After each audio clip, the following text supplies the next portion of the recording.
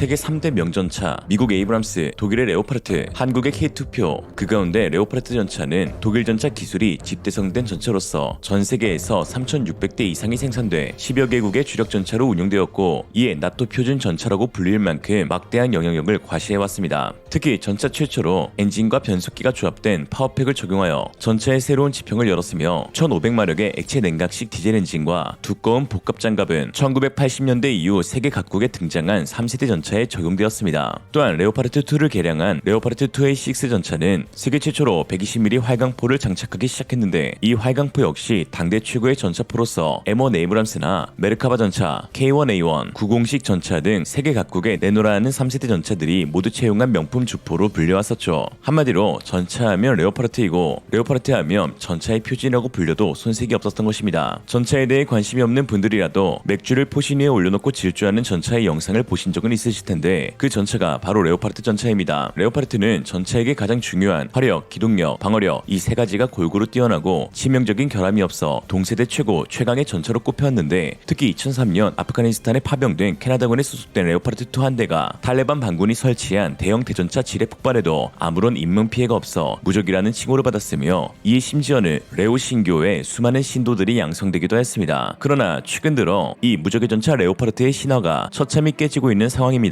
우크라이나 전쟁에서 레오파르트는 매우 실망스러운 모습을 보여주고 있고, 또한 첨단 기술이 적용된 3.5세대 K2표가 등장한 후 해외 성능 평가에서마저 뒤처지게 되면서 이제 왕좌의 자리에서 내려와야 한다는 목소리도 나오고 있습니다. 특히 최근 아우디브카에서 교전하던 우크라이나의 레오파르트2A6가 격파당하는 영상이 공개되어 화제가 되고 있는데요. 최근 일주일 새 레오파르트2A4 4대, 스트리스방 120이 1대, 레오2A6 1대가 완파되어 손실되었고, 그 가운데 파괴된 레오파르트2A6에는 포탑 옆면에 추가 바이저를 보강했던 형태라 더욱 논란이 커지고 있습니다. 이에 10월 29일 포브스의 데비스 X 기자는 우크라이나가 최고의 레오파르트2 전차를 점점 더 많이 잃어감에 따라 구형 T-72로 되돌아가고 있다라고 했는데요. 레오파르트2가 수리 가능한 수준의 타격만 받았다고 해도 다시 고쳐 사용하기까지는 많은 시간이 소요되며, 추가로 새로운 전차를 인도받기도 현재로선 쉽지 않은 상황입니다. 특히 파괴된 레오파르트 전차의 대다수는 전차전이 아닌 포격이나 대전차 미사일에 의해 피격되었는데, 이로써 점점 현대 전차의 핵심이 두꺼운 장갑을 두른 방어력이 아닌 소프트킬, 하드킬, 데드론과 같은 피탄 거부 능력과 가벼운 중량에서 발휘되는 높은 수준의 기동성으로 옮겨지고 있다는 것을 알 수 있습니다. 즉 레오파르트의 장점으로 꼽혀왔던 방어력이 현대 전장에서는 그리 주목받고 있지 못하다는 것입니다. 물론 전차에게 있어 두꺼운 장갑은 매우 중요한 것이 사실이지만, 실제 전장에서는 아무리 두꺼운 장갑을 지닌 전차라 해도 대전차 미사일을 맞고도 멀쩡할 수 없으며, 상부 포탑에 떨궈진 포탄이나 드론 미사일에 의한 피해를 막을 수는 없습니다. 한국 K2 전차의 장갑이 얇아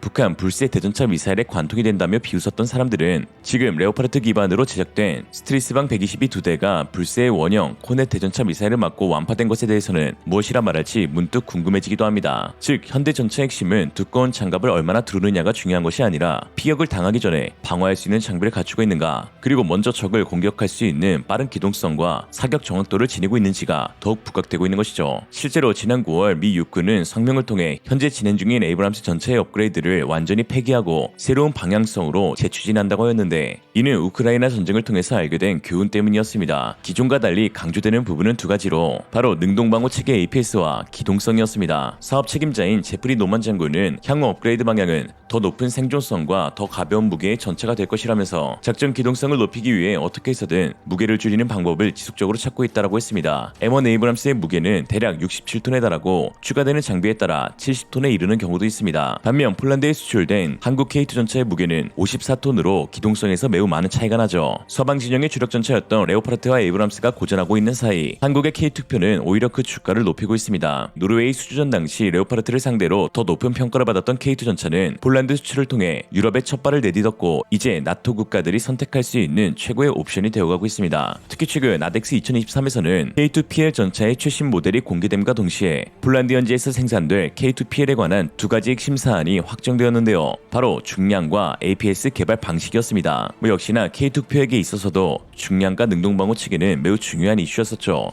폴란드군이 요구한 PL 버전의 방어력은 러시아 T-14에서 발사되는 최신형 125mm APF-SDS 탄을 방어할 수 있는 수준이었습니다. 이는 중량 60톤 이내에서는 충족이 불가능한 방어력 기준으로 알려져 있었으나 현대 로템은 측면의 반응 장갑 대신 첨단 복합 장갑을 적용해 방어력을 향상시키면서도 중량을 60톤으로 맞출 수 있게 되었습니다. 또한 새로 등장한 전차의 천적인 자폭 무인기에 대응하기 위해 전차 상부의 반응 장갑은 그대로 유지될 것이라고 했죠. 특히 APS 도입 방식과 관련해 한 가지 반전 소식도 전해졌는데요. 사실 그동안 현대로템의 수출형 전차에는 모두 이스라엘 라파엘사의 트로피 APS가 적용되어 왔기에 PL 버전에도 트로피 APS 탑재가 유력했었습니다. 노르웨이 수출형 모델인 K2NO에도 트로피가 장착되어 있었죠. 트로피는 현존 APS 중 가장 많은 실전 경험을 갖추고 있는 세계 최고의 APS로 M1 에이브람스, 레오파르트 2A7 등에도 채택된 장비입니다. 라파엘의 트로피 시스템은 크게 세 부분으로 구성되어 있는데 탐지 레이더, 추적 레이더, 하드킬 무기와 소프트킬 무기로 구성되어 있습니다. 4개의 판형 레이더는 탱크 주변 360도로 방구형의 방어구역을 정하고 날아오는 대전차 로켓이나 미사일을 탐지, 추적하며 미사일이나 로켓이 탱크 전방 10m 지점에 도달하면 탱크 포탑 양측에 설치된 회전 발사판에서 산탄 총알과 비슷한 수형 금속 펠린 요격탄을 발사해 파괴하죠. 전차의 방어력을 높이기 위해 장갑을 강화한다면 중량이 늘어나 기동력이 떨어지지만 APS는 무게가 무겁지 않아 탱크 기동력 저하 없이도 방어력을 높인다는 장점이 있습니다. 다만 문제는 가격인데요. 대당 가격이 100만 달러에 이르러 수출 원가 부분에서 큰 부담이 되고 있습니다. K2 전차의 순수 대당 가격이 80억 정도인데 APS 하나가 전체 가격에서 17%를 차지하는 셈이죠. 이 현대로템은 국방과학연구소와 기타 관련 업체와 협력해 독자형 하드킬 능동방어 시스템을 개발하는 사업을 진행하고 있었고 이로써 개발될 한국형 모델을 폴란드에 제안하였습니다. 하지만 폴란드 입장에서는 제한된 시간 안에 우수한 신뢰성을 갖춘 하드킬 능동방어 시스템 개발이 가능할지 의구심이 들 수밖에 없었을 텐데요. 그러던 중 최근 한국에서 놀라운 소식이 전해졌습니다. 바로 APS의 핵심 기술인 MEFP 관통자 기술 개발 완료가 임박했다는 것인데요. 국방과학연구소는 2021년부터 2024년까지 47억을 투자해 전방 집속 파편탄두 설계 기술 연구를 진행하고 2023년부터 2026년까지 80억의 예산을 투입해 초고속 초수형 위협체 무력화 기술 연구를 진행해왔습니다. 전방 집속 파편탄두 설계 기술은 미사일, 로켓 또는 포 발사 탄약의 위협에 대한 피해를 최소화하면서 효과적으로 대응하기 위해 다수의 성형 파편을 표적 방향으로 집속하여 방출시킬 수 있는 기술로